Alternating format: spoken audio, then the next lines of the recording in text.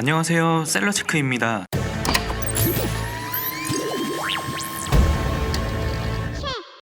최근에 저희가 받은 문의 중에서 갓 시작한 1인 사업자인데 연말정산을 어떻게 해야 하는지에 대한 내용이 꽤 있었습니다. 그래서 준비한 셀러들이 알아야 할 기본 세무 상식, 그 두 번째, 13월의 보너스 연말정산입니다.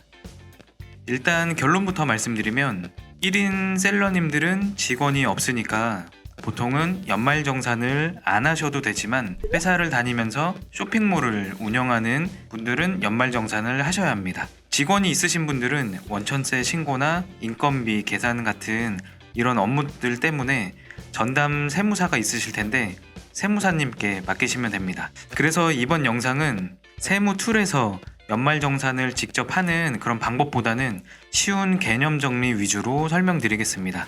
연말정산은 근로자가 받은 급여에 대한 세금인 근로소득세를 정산하는 것입니다. 근로자가 지난 1년간 납부한 근로소득세를 맞게 냈는지 따져본 후에 실제 소득보다 세금을 더 냈으면 낸 만큼 돌려주고 적게 냈으면 더 징수하는 그런 정산입니다. 나라에서는 급여에서 사용한 비용을 뺀 나머지 금액을 실제 소득이라고 보겠다는 것이고요. 사용한 비용을 모아서 나라에다 내면 됩니다. 연말정산의 대상은 모든 근로자이며 법인의 대표도 포함됩니다. 개인 사업자를 운영하시는 사장님의 소득은 근로소득이 아니라 사업소득이기 때문에 연말정산에 해당되지 않습니다. 그런데 근로소득이 있으면서 쇼핑몰을 운영하는 투잡인 분들은 앞에서 말씀드렸듯이 근로소득에 대해 연말정산을 하셔야 합니다. 근로자 스스로 세금을 직접 신고하고 납부하는 경우가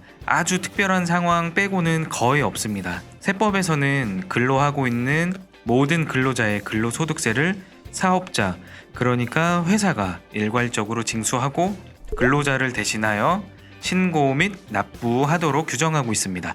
그렇기 때문에 직원을 고용하셨으면 직원들의 연말정산을 수행하셔야 하는 의무가 있습니다. 급여는 세전 금액과 세후 금액이 다르죠. 급여로 정해진 금액에서 4대 보험을 공제하고 근로소득세를 원천 징수합니다.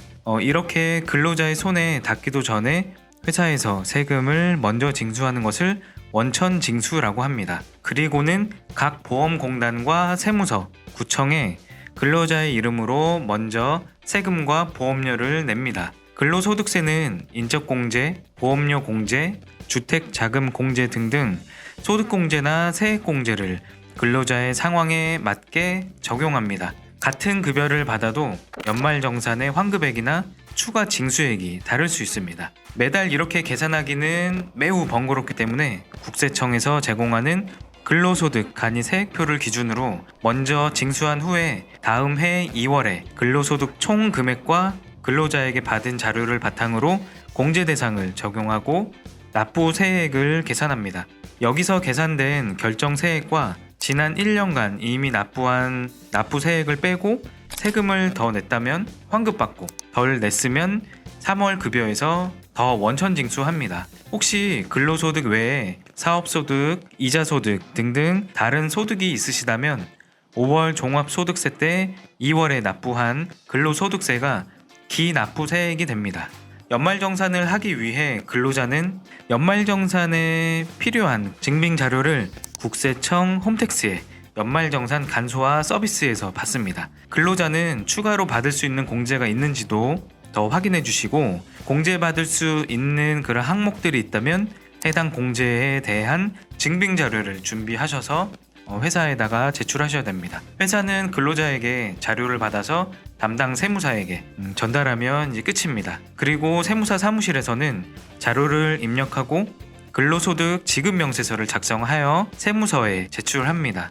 이 지급명세서는 지난 1년간 근로자 누구누구의 총급여는 얼마다 라는 신고서이고 5월 종합소득세에서 사업소득의 비용 처리에 대한 근거 자료로 쓰이기도 합니다.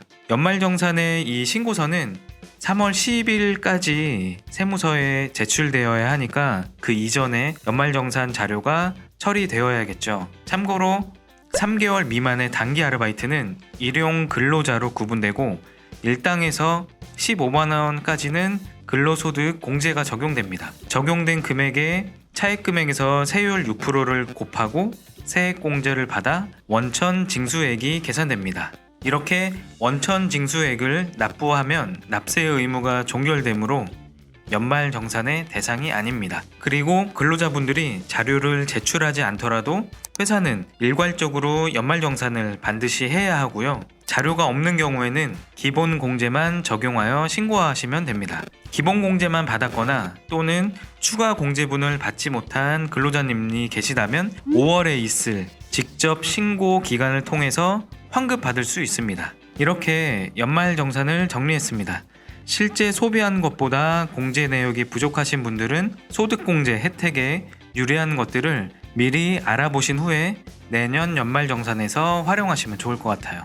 예를 들면 신용카드와 체크카드의 공제율이 다르거든요. 공제와 요건에 대한 세부 기준은 국세청 홈택스에 있으니 본인 요건에 맞는지 잘 확인해 주시고 준비하시면 됩니다. 그럼 이번 영상은 여기에서 마무리하겠습니다. 구독, 좋아요, 알림 설정까지 해주시고 모두 평안한 일상 보내세요. 감사합니다.